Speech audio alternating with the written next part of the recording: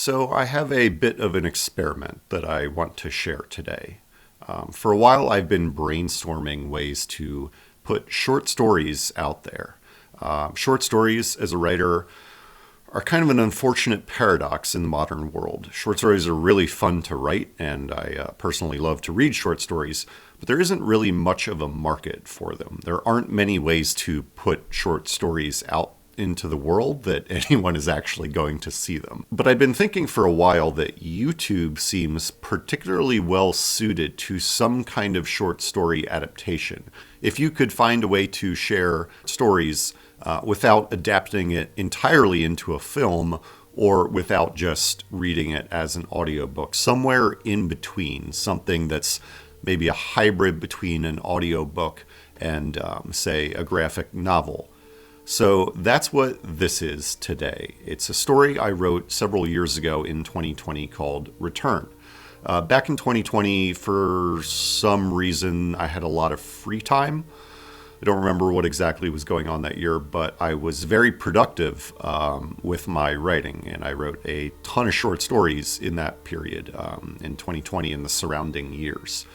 One of those short stories, Return, I got published in New Maps in 2021. And I like to write short stories that don't really fit into any obvious genre a lot of the time. Often you would call them science fiction just because science fiction is like one of those genres that you can kind of mash anything into it if you don't know where else it goes. But this story, for example, is what I'm describing as a post-apocalyptic Bigfoot story.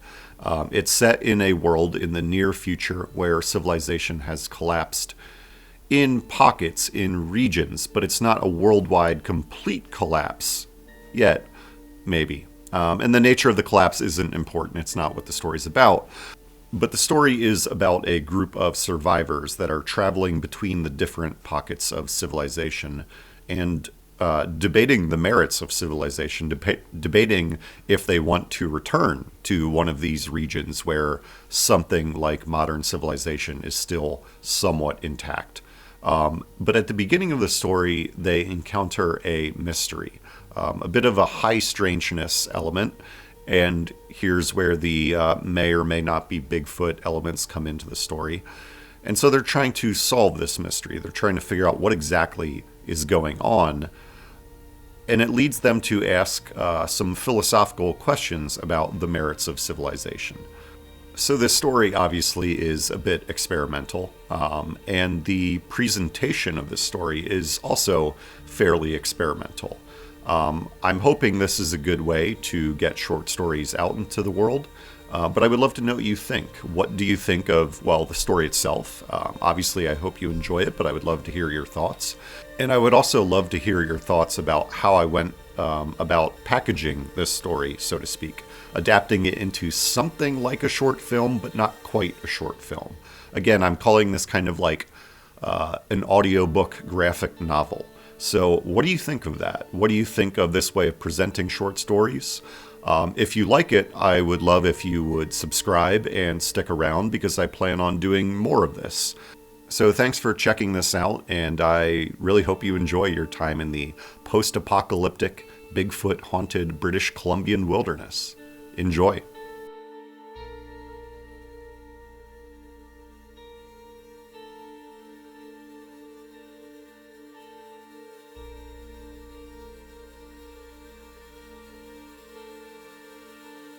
In the few months I'd known her, I hadn't figured Haruka to be the kind of person to seek out revenge.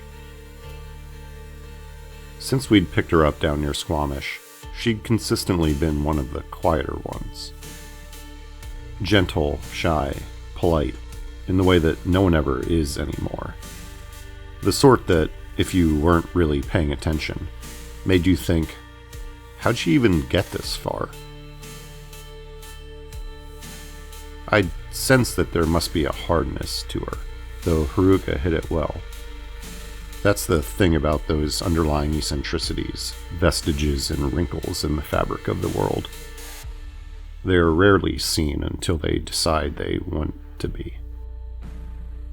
Still, in those first few moments when we discovered the camp, Revenge was on everyone's mind, one way or another.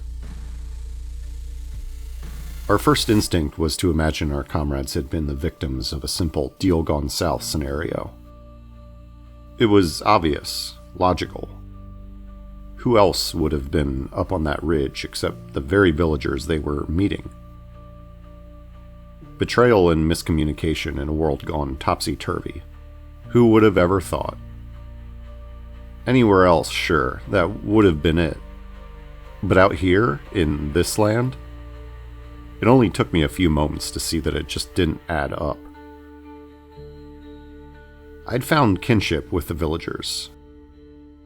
There was a bit of a history between our forebears.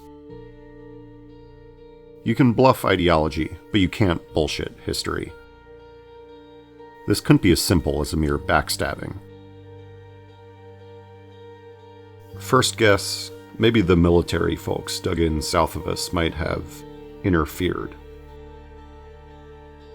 The time-honored tradition of paranoids holds truer than ever these days. When in doubt, blame the government. And nowadays, there's oh so many of those to choose from. But there was too much strange about the scene. The two trading parties had decided to share the same camp. This was a clear indication that everyone present had felt satisfied with the exchange, comfortable with the presence of their trading partners. Then there were the tents. They'd all been opened up in a hurry by the looks of things. Chaos inside and out. Most hadn't been zipped back up, in spite of the cold and the gusting powdery snow deposited by last week's storm. A cooking fire had been kicked about, watery stew spilled all over. Bad manners, or a clear indication of panic, disorientation, and chaos? Some of the dead were easily diagnosed. Hale, from our group, had stepped in a pit hidden by the snow. Happened all the time, especially in this knotty, twisted land. He'd broken his leg, but evidently had managed to crawl out anyway, for all the good that did him. Clearly, he hadn't been properly dressed in the first place, on account of panic, disorientation, chaos. So the cold got him. A couple others from the village were like that too. Had clearly either taken a bad fall or gotten lost in the dark and froze. Eventually. We found the main group a few hundred yards from camp, in the woods, in a cluster. Obviously, enough of them had managed to organize themselves and head out with a singular purpose. This pretty much put an end to any thought the villagers had double-crossed us, at least in my mind. The group had set out together, and they had died together. They'd been running from something, or chasing it, maybe. Speculation was tossed out that they'd been trying to outrace an avalanche, although I could see not a single indication that an avalanche had actually occurred. To further dispel that theory, almost every one of the deceased had brought their weapons with them. This might have been explained away as basic preservation in the face of looming disaster, except the food was left behind, back at the camp. The logic didn't check out. Some of them were only partially clothed, missing a single glove or a hat or a sock on one foot. Little quirks like that seemed to confirm that they had exited their tents in a terrible hurry, in a rush to, dash into the woods and unload their guns into a few trees? Must have been some spooky avalanche. There had been 5 just from our group present at the trade. The village was supposed to have sent an equal number, so unless they really had pulled some hijinks, we discovered all but one member of the party. The missing 10th was one of ours, I realized. Specifically, Leo, Haruka's partner. Crystal! Another voice calling my name. Well, not my name, but what they dubbed me. When change slammed into you hard enough, shook you up real good. People decided it felt right to adopt a new moniker. Hikers used to take on trail names for their time in the wilderness, signifying who they might become when untethered from civilization. Back when people did what we do now, but for fun. Crystal was stupid as far as nicknames go, but I figured why not adopt a stupid name, fitting for a stupid age. "Do we hit back?" demanded Sedge, one of the few in my group who has somehow not learned to avoid conflict at all costs. Finally, it clicked. Is it age, tired and hungry old me getting slower, or is the world just spiraling further and further away from common sense? I'd guess all of the above. My brain was no longer equipped to keep up with the pace of entropy and high strangeness, but no brain was ever meant to be. The world was once full of garbled voices, secret messages, hidden away in seeming static. Now, more and more, it's just static. When that voice finally does pop out at you, it's usually nothing you want to hear. "Don't touch anything," I said, my voice cracking, raw against the mountain's unflinching cold. Some of them were edging toward the bodies, getting ready to start poking around. "Get back." They began to back up, looking at me with a mix of confusion and cautious obedience. "They think they can get away with it once. They'll try again," Sedge protested. "They must be desperate, lied about their stockpile." "That's not possible," I said. "I saw their stash with my own eyes. They'll make it through winter just fine on their own." "So why'd this happen?" That was Haruka. She spoke quiet, steady, spoke like I'm told I speak. Apparently it's effective, forcing folks to halt their own thoughts and focus when you open your mouth. And indeed, right then, I took a good look at her. Her eyes were clear, her expression a careful, practiced blank. There was a strange struggle hinted at by that face. If we'd found Leo's body, if she'd already seen him dead, she might have processed that fact by now. She might have retreated to some deeper, impenetrable place, the sort of mental hideaway we've all had to carve out. But Leo's body was not there. Leo's body, out of all 10 that should have been present for the trade, was still missing.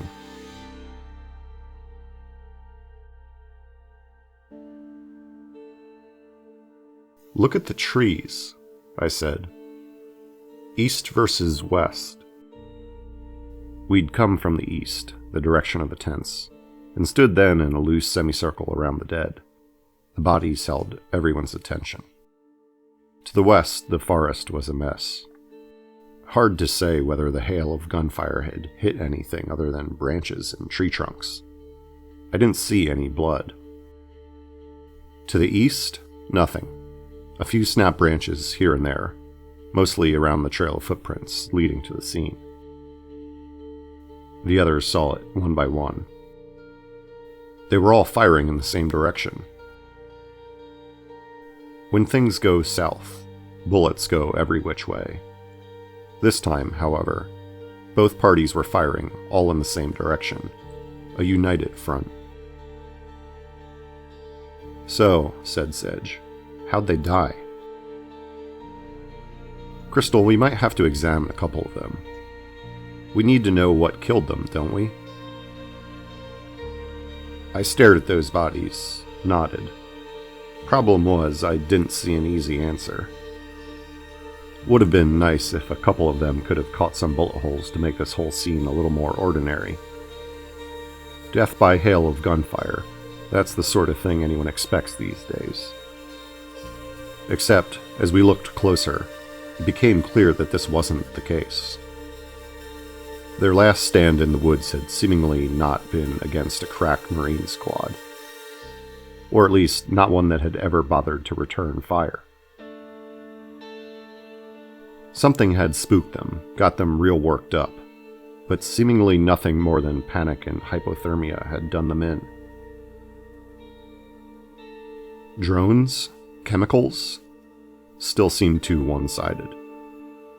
What else was there?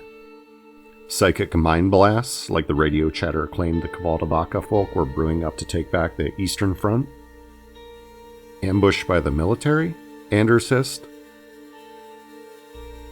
How and why would they trek all the way in from the coast just to rough up a small-time trade like this? Constance said. I shrugged, since everyone was looking at me again. Who the hell knows what any of these goddamn governments want? The government occupying most of the formerly Canadian Pacific coast was calling itself the United States People's Government, or something of the sort. While they'd been a real pain in the ass on our journey north, indeed, perhaps the most aggressive of all the United States governments I'd yet encountered, I just couldn't see any reason why they'd be this far into the interior, all the way up on this ridge. For what? To steal a couple pounds of salmon jerky and pickled eggs? Had they let their sourdough culture spoil and come to borrow ours? The more pertinent and far more perplexing question: how and why had this strike force of military folk gone to the trouble of arranging death by frostbite with a side dish of broken limbs for our discombobulated crews? 0 for 2 on easy explanations. I need to find Leo, said Haruka, appearing quietly at my side. I nodded. I realized that neither of us thought he was still alive. It'd only been a day and a half since whatever chaos had presided upon this meeting, but a day and a half in sub-zero temps with high wind was as good as an eon for the unprepared. If Leo had been too hurt to crawl back to camp, he simply hadn't made it. The trail heading west from the body seemed to indicate that there had been only one person fleeing the scene. The footprints in the snow were deep and long, but had partially collapsed in on themselves thanks to the density of the dry, brittle powder. They were not to be trusted, and so I happily dismissed the thought that they appeared far too large for Leo himself to have made. We followed the trail for more than a kilometer before we found it. Leo had settled in under a pine, propped up as if he were taking a nap. I gave Haruka a moment. When she stepped away, she walked right up to me, blinked a few times before looking up and meeting my gaze. He couldn't have walked here, not on his own, she said. His leg was broken.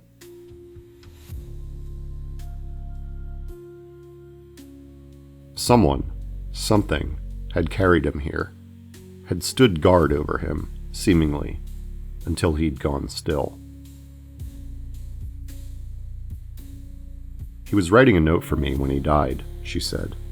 A lot of it's wet and smudged now, but I can make out my name. Her voice faltered. My name, some smudges, and then the word return. That's all I can read.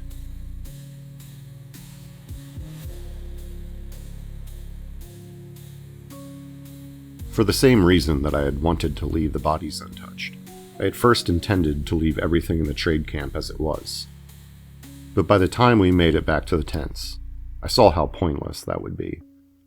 We'd already created a whole new mess of footprints, and it was perhaps too much to hope that any subsequent investigators would fail to notice them and question their source. I didn't want anyone from the village concluding that the whole thing had in fact been a double-cross, with us as the culprits. But the mess was too deep by this point to anticipate their exact resulting levels of paranoia. Too deep to anticipate anything.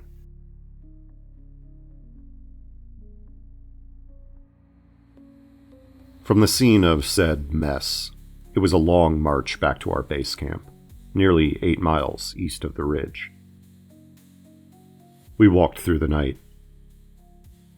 Turned out no one was in the mood to camp anywhere close to whatever had happened back there. The cries I heard as we hiked were muted by the loudness of the crunching snow underfoot. They were distant, more echo than anything. Sedge and Alto had struck up a nervous conversation. Constance was humming an old pop song. Low murmurs, steady footfalls, pierced every so often by whatever it was. I thought I could detect a lilting, mournful quality to those cries. Coyote don't howl like that. Maybe a moose, though the frequency and feel wasn't right for any moose I'd ever heard. The rest either didn't hear or chose to ignore the sounds. Because in the middle of the night, slinking away from the strangest massacre one's ever seen, who really wants to pause and ask, what the hell is that? I caught Haruka once, glancing over her shoulder.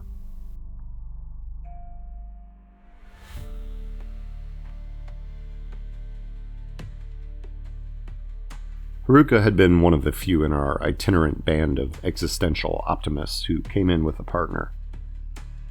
A perfectly complementary pair they'd turned out to be, both trained in classic hunting techniques and field medicine. Anyone with such valuable skills was a shoo-in for a group like ours, should they be able to demonstrate a reasonable lack of psychopathic tendencies. I had asked Haruka, back when we found them near Squamish, why two rogues with such agreeable personalities and flexible skill sets had remained on their own for so long, and yet were now eager to hop on with us. Such convenience usually hinted at secretive identities. Thieves who meant to take whatever they could carry, or perhaps even undercovers for one of the governments, up to whatever inscrutable errands the governments conjure for their goons in these late days. But Haruka had nodded in understanding, and with her look I knew she appreciated my directness, my honesty. I guess we're optimists, she claimed. We wasted a lot of good years thinking we could rebuild on our own terms. That we were actually ready for all this. Leo's uncle and a group of friends had this property out in northern Idaho. They were the type who'd been preparing for a long time, for generations. We thought if anyone was properly equipped, it would have been them. Were they still there? Fresh enough to still smell. They'd probably passed the winter before, frozen for a few months, then thawed out in time for us to find them. I nodded. Preparation got them through quite a few years. But preparation doesn't get you through forever. No amount of preparation can make the region's deer not hunted into extinction. No amount of preparation is going to restock the lakes with fish. That's the whole human story in a microcosm, isn't it? After that, Haruka and Leo had headed north. I noted that they had never again tried to settle down in a town. Didn't seem to mind the uncertainty of the wandering, foraging life. Those were good signs. Those who were overly eager to make permanent camp were more prone to impulsive decisions, picking sites based more on a dread of pressing forward than any practical consideration. So what's your story? Haruka had asked me. There's too many of you to all be as naive as the two of us. Oh, I guess we were optimists of another sort, I'd told her. Had a town, actually. We're blessed by the good graces of the Government of United Americans. Put our trust in them, which seemed reasonable at the time. A couple good years went by, until the United People's Government figured out that they had more bullets than us, and decided to roll up north.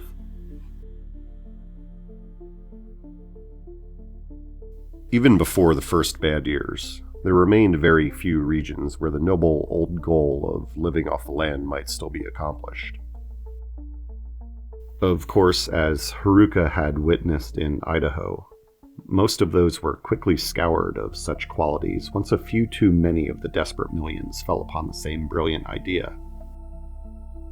But the vast province of former British Columbia had proven unique in this regard. With the American governments duking it out to the south, and the Kvoldavaka Union controlling the north, in addition to the land's blessedly rugged terrain, it was perfect. Perfect, at least for wanderers who didn't mind getting a little lost. The logging companies of yesteryear had done their very best to ravage stretches of the coast. But deeper into the mountains lay countless valleys and lakes that had never once succumbed to mankind's hysterical notions of ownership. I, too, had seen opportunity to the north. The possibility to return to the land where my mother's ancestors had lived for longer than I could know. Where my great-grandparents had made a living as simple fisherfolk. Of course, simple was merely the outsider's way of looking at them. In this case, a rough and supremely condescending way of saying, well adapted.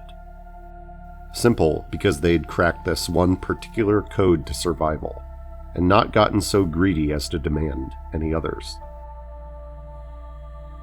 This region demanded simplicity, humility, and drove out those who could not adapt. It was the sort of land that would remind you, make utterly clear, that habitation was an ongoing truce, not a conquest. Winters were harsh. Terrain bewildering. The coastal region was so stubbornly mountainous that foot travel was rendered comically unproductive. Mileage felt perverse. A glimpse at a map might suggest that you could cover the span of a valley in an afternoon, but often, several days was a more reasonable allotment. Snow fell up to your eyeballs in the mountains, then came flooding down into the valleys upon the spring melt to wash away your carefully carved road.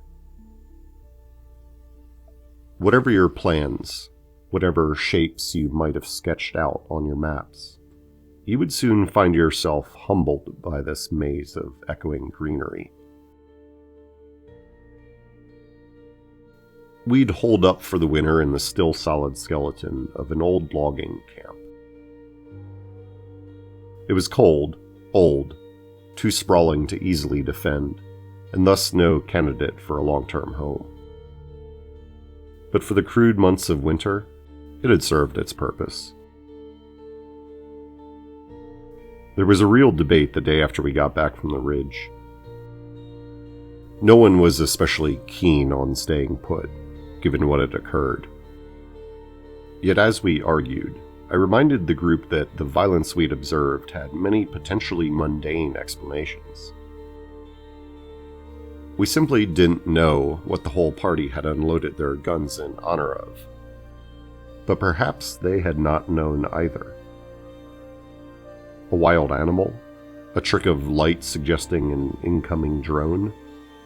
Maybe even a bear mistaken for a thief of the human variety. All unlikely explanations, but not impossible.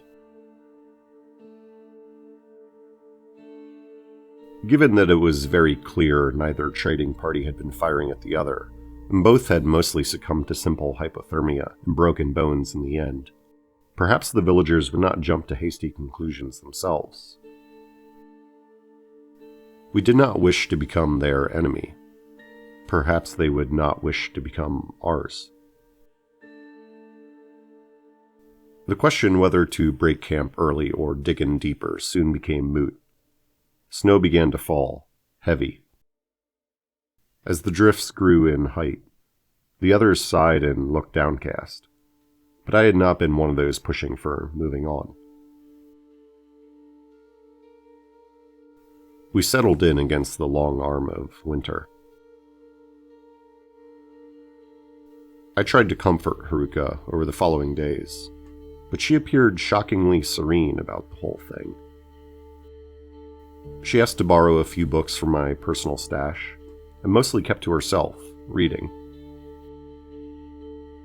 I had lugged along a couple histories of the region, some of culture and some of legends, plus a weird little diary that some distant relative had kept.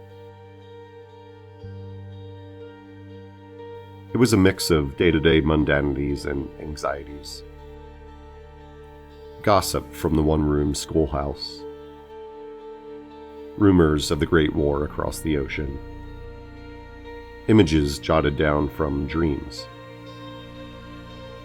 All alongside a catch of local folklore. One page of notes on the salmon count in the spring, the next about some wild man from the woods stealing a basket of berries from a kid. And all noted with perfect candor.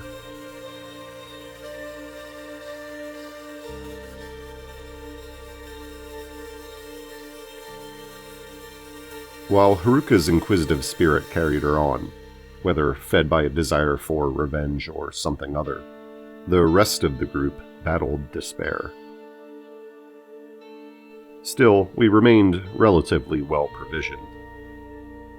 The fresh snow that prevented us from continuing north would likewise serve to protect our camp. We suffered the usual visitors, the foxes and rodents and bears sniffing out any opportunity to raid our provisions. And so we kept a nighttime watch for interlopers human and not. And yet even so, a few morsels went missing, here and there. Soon, however, those same howls I had heard the night we discovered the trading party seemed to find us down in the valley. This, perhaps, was noteworthy, though not actionable. Near or far, there was enough echo in those deep valleys to distort noises in truly uncanny ways. The landscape, warped and craggy and unruffled, acts as a prism for oddities. While the howls still did not match with any animal I had ever heard, I saw no benefit in attempting to guess what specifically they might be. Haruka, I noticed, had taken to sitting outside at night, keeping her own vigil. The others came to believe that she was obsessed with revenge. I never quite believed it. Obsessed, certainly, but not with revenge. She began asking around with a lot of odd questions. The others came to me, told me what they'd told her, said she was inquiring rather persistently regarding the howls we'd heard off and on that winter, and more frequently since the incident on the ridge, asking if anyone had seen anything. I knew it wouldn't take much to fuel this line of thought. As it turned out, plenty among us had indeed seen something. Dark figures skulking about in the night. Bears, I told them. Though some of them reported seeing a bear walk a bit too far upright, with a bit too long of a stride. I pointed out that sometimes our night guards wandered off to piss in the woods. Why had these stories never come out before, I asked, if they had disturbed the viewer so? What if they'd actually seen a government spy out in the dark? No one wanted to sound the alarm over an odd bear sighting, I was told.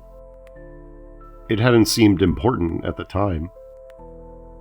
The night plays tricks on you, was the common reply. Exactly, I said. But the others had gone and gotten themselves properly spooked.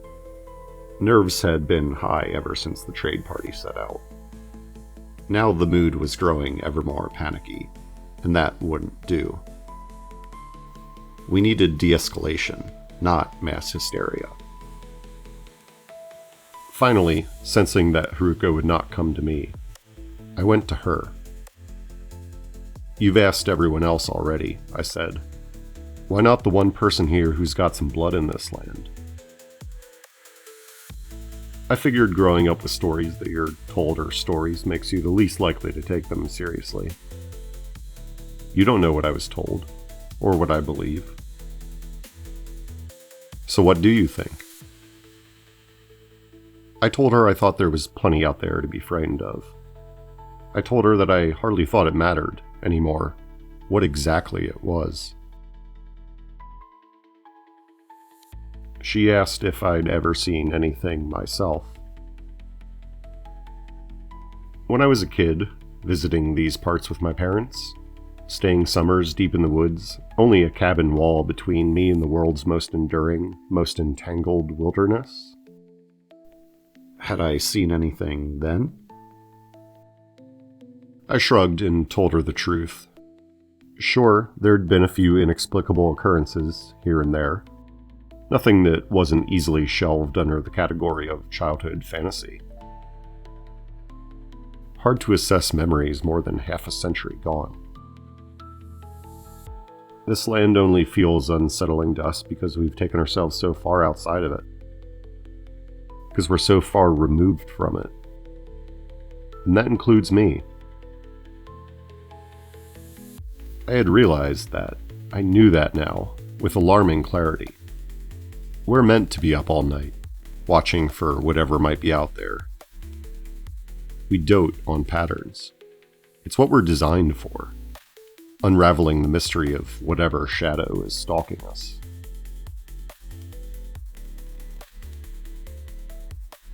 She took a sip from a flask that I hadn't noticed her holding until that moment.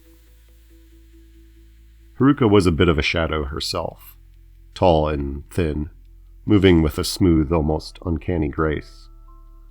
She always seemed to appear next to you with no warning, as if she'd simply drifted in on the wind. If this whole episode didn't drag her down, I pegged her chances of survival as high.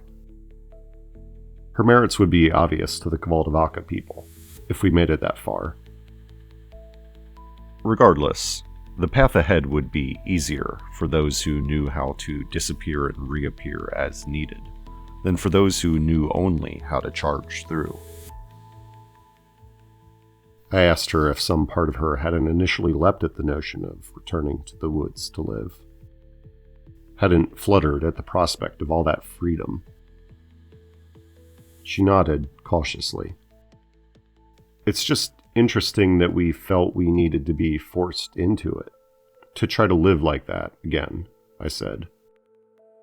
I look back on those great-great-grandparents of mine, and suddenly I find that I'm jealous. Why'd it take so long? It's obviously been on our minds for a while. Civilization's always been a raw deal.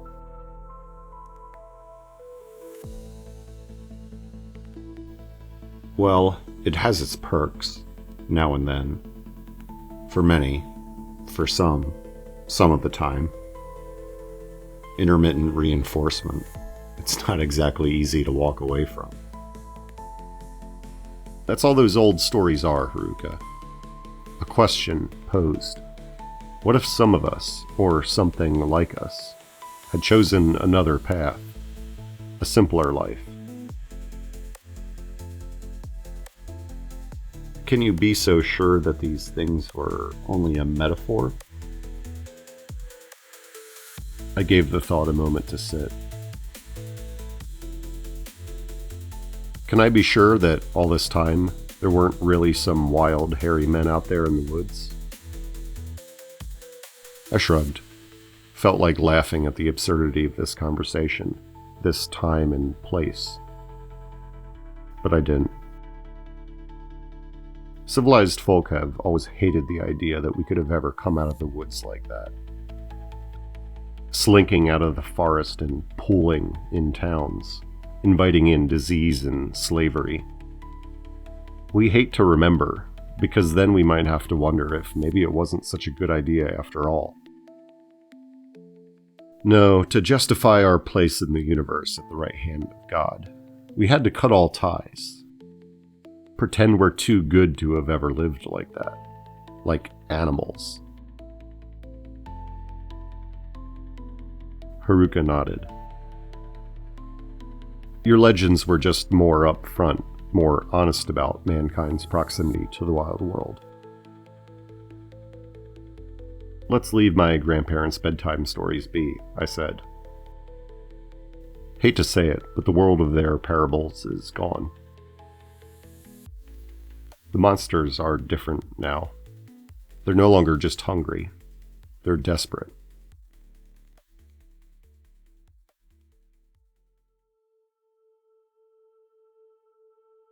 Sedge was the first to sound the alarm. Coincidentally, I had already pegged him as the hardest bitten by Haruka's paranoia. What could it mean that he was the one to catch a whiff of our intruder, the Howler, the Watcher on the threshold? Old battle-hardened Sedge, ever vigilant, caught but a glimpse of something, tall and dark, creeping around on the outskirts of the camp. Little more than a shadow, but obviously enough to spook him. The debate raged. A bear, still digging for the motherlode of salted salmon stashed away deep within our camp? Or a snoop of the human variety, fishing for simple details of our defenses and stores? We had trained for a raid. To my crew's credit, everyone snapped into their assigned places at once. 3 of us went into the large cabin where we'd cellared most of our food. Another 3 into the building with a secondary stash. It was never wise to put all of one's eggs in one basket, not with so many enterprising foxes about. For the next hour I could hear howls, less distant than before. Yet no variety of fox, metaphorical or otherwise, revealed itself. By the end of the night, I was not convinced of anything beyond the mundane. No one had threatened us. No shots fired. No invasion at the gates. But paranoia was infectious, and a dark mood took hold of my companions. We should turn around, head back to the interior, said Constance. Turn back? I said. Dismay was beginning to set in. Turning back now was impossible. Did they not understand that? Yet others murmured agreement. If we turn back now, how will we restock over the summer? I asked. We'll be eating whatever we can scrape together day by day. When the snow comes again, we won't have a thing to fall back on. Well, we can't stay here, Sedge protested. The villagers will retaliate. Anyone would. They're already scoping us out. At least, I sure hope that's them out there, Anders said. I glanced at Haruka, who had been quiet this whole time. She was staring off, not even seeming to pay attention. We have to ensure a productive summer, I said, or else none of us will be here in a year to have this debate again. That's all it comes down to. We decided to wait for a few more days before arriving at a decision.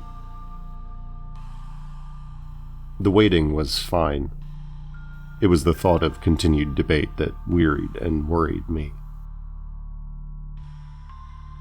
Mercifully, I was spared. The very next evening, an hour or so after sunset, I heard a voice in the night. It came over my radio. Mary, from the village. I had never been happier to hear a burst of static. Glad you're still out there, Crystal, she said, once contact had been achieved, formalities exchanged.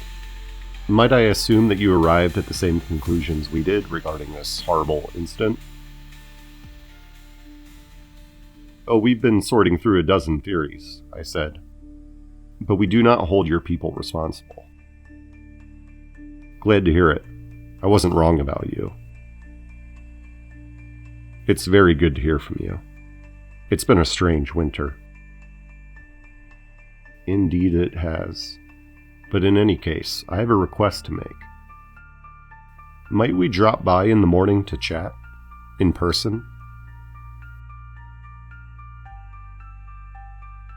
Feeling oddly confident in the decision, considering the violence that seemed to haunt us of late, I told Mary how to find our camp.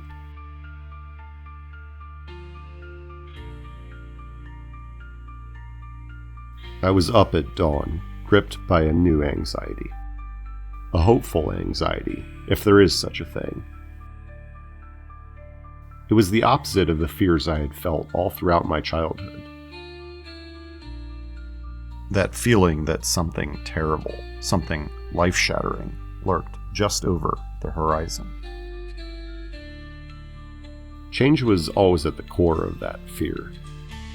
A primal uncertainty over the fickle nature of the status quo. And undeniably, something was going to change. I felt sure of that. Yet for once, there was the notion that the change might be all around positive in nature. We had been edging around on the outskirts, dodging civilization. Now, on the cusp of abandoning our quest, civilization had come to us. My fear was that it might yet be whisked away. It was the same fear of uncertainty, upside down, made somehow crueler.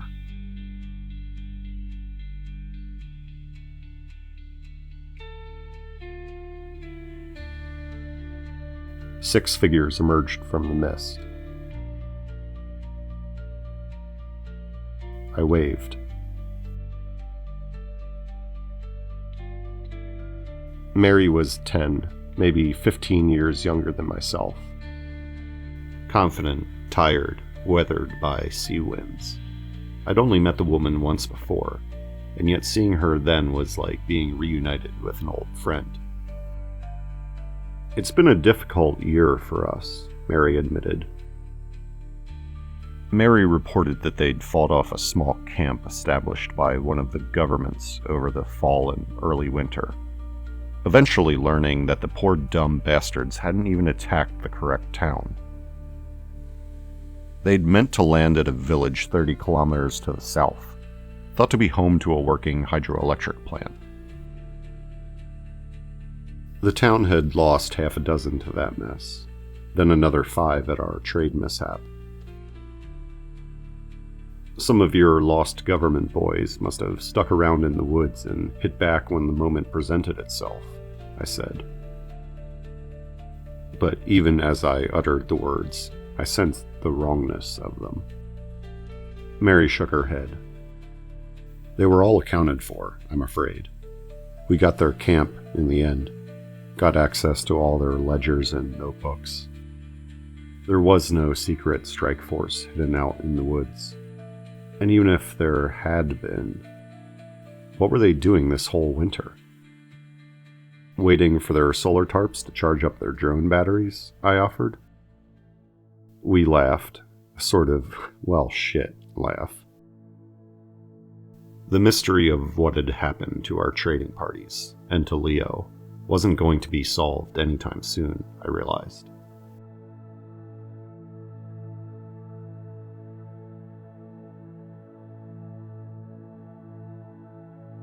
Mary asked about me, then about my grandparents.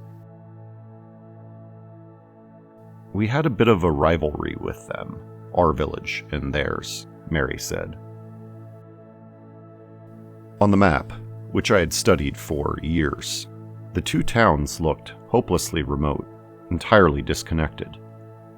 Long inlets and untraversable mountains would have intervened in their standing as neighbors, leaving little room for human drama, or so I had assumed. I nodded, resisting the urge to apologize for people that I hadn't really known. I was told they were of the uncouth variety, adapted far too easily to city life. No, it wasn't that. It was an old grudge, generations old.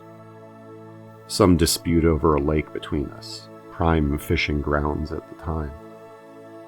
until a logging company came and clear-cut the whole damn valley. Poisoned the water. No more fish after that. And yet, the rivalry continued anyway, I guessed. Mary shrugged. For a time, but the loggers are long gone. The fish have returned. Probably not as many as there once were, but they're back.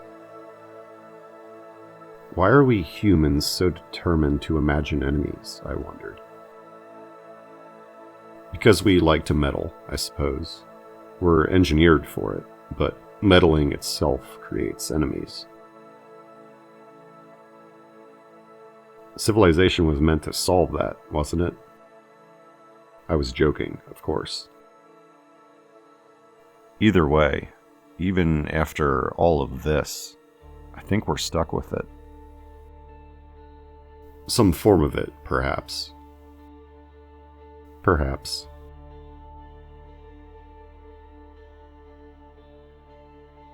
Will you join us? Mary asked. A day ago, the offer would have shocked me. Somehow, though, after only a brief interaction with this woman, it made perfect sense. They were too few and dwindling. They now lacked crucial skill sets, which my people possessed. Mary told me they'd even talked to some of the Kvoldavaka folks a year ago, and thought in the future the whole town would likely be able to link up with them, establish itself as part of their growing network.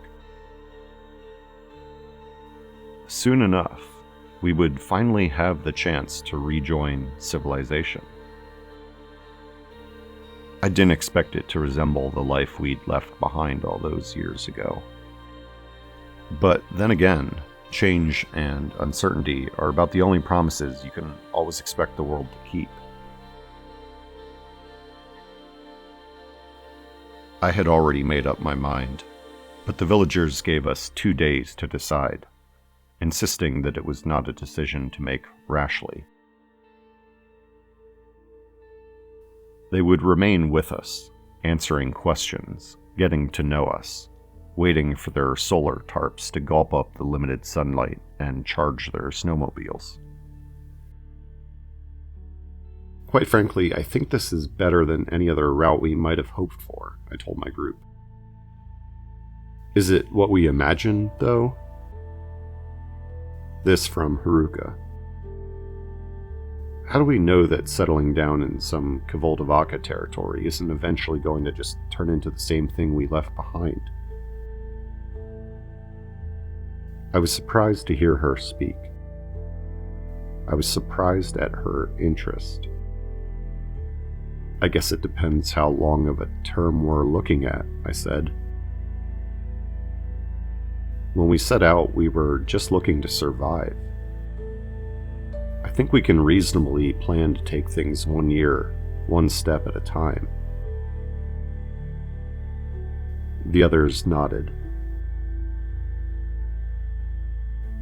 Eventually, Haruka nodded too. The decision was made. That evening, the howls came again. I was outside, with Mary, walking the camp. We'd been sharing stories. A shadow appeared behind us. Haruka, silent as ever. How often do you hear that? She asked. Every few years, Mary answered. Whatever it is, I think it migrates between valleys on some kind of schedule. She turned, shivering, perhaps ready to retire for the evening. You're going to bed now, with that howling out there? I asked. You get used to it, Mary said. It just wants to be left alone.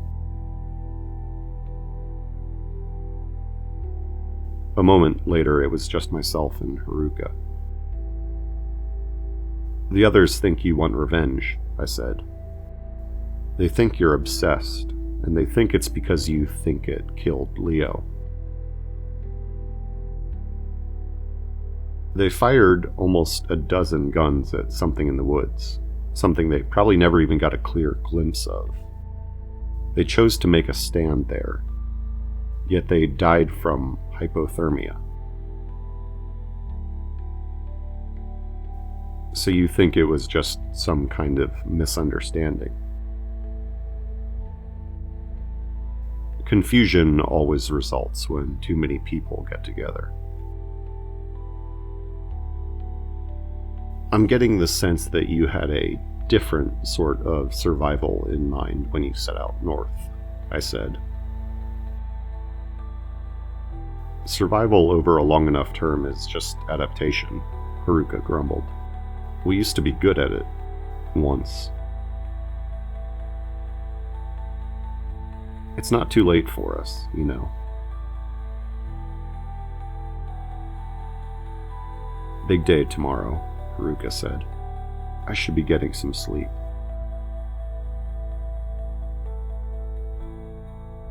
I kept wandering the camp, even on my own.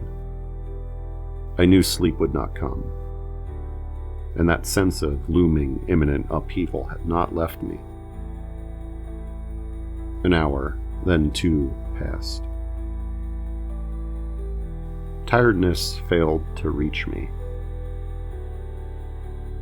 I inspected the crates of supplies, the charging vehicles, the plastic drums of food and fuel and water.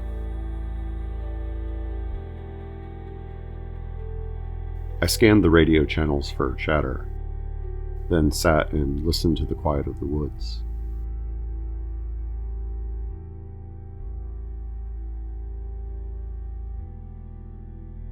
Constance was on watch, somewhere, but I didn't see any sign of her as I meandered west, toward the old logging road. Just as I neared the gate, I heard a crashing from beyond. It sounded loud, something big. But it's hard to judge such things when you can imagine far more than you can actually perceive. I peered through the gate. Though I knew the logging road extended for half a kilometer or so before disappearing into a mire of blowdown and boulders, I could see only darkness. Though, yes, there was something. The moon was full. My eyes had adjusted, and my mind insisted that I should be registering movement.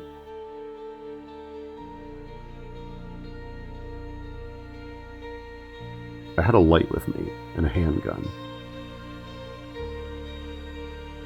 I raised the light. What I caught was too far away to be lit clearly. The beam caught a mere glancing glow. The shape, the tall form, was at the far end of the road, maybe perched on a rock, or maybe just tall. Shapes blend as one in the shadows. It turned and glanced over its shoulder toward me, or so I thought. This might have been a trick of the light as well. It had no reason to be concerned. In a few strides, what little illumination I had managed to cast upon it slid off, discarded. A few steps more and it was gone down the mineshaft of night.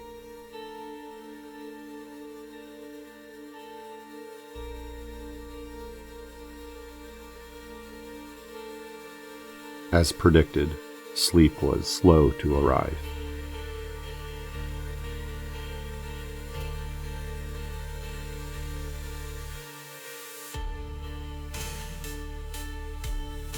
In the morning, Haruka's absence caused quite a stir. The whole thing set Mary on edge, I could tell. since our guests were the obvious culprits upon whom to attribute blame. But any suspicion toward them quickly fell apart. Constance and Anders, who'd held down guard duty until dawn, had not reported any sort of disturbance. Clearly, none of the villagers had left the camp. And soon we found we could confirm that all of them had been sleeping well before I'd said goodnight to Haruka myself. After that, it had only taken Sedge suggesting that Haruka might have gone chasing after the howls before public opinion turned around. Everyone had known she was hungry for revenge, after all. Search parties were sent out. No evidence of Haruka was found.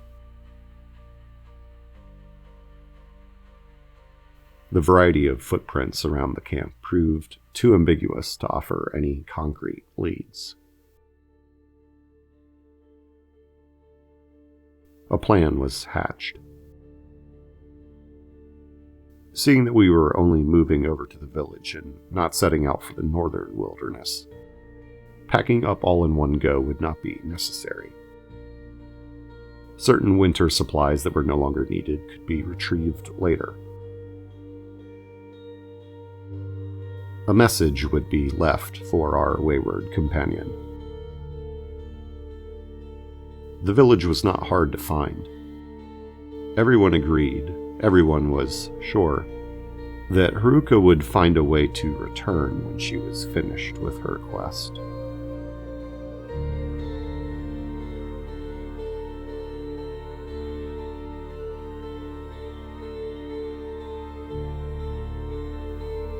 Though, personally, I had always doubted that she would.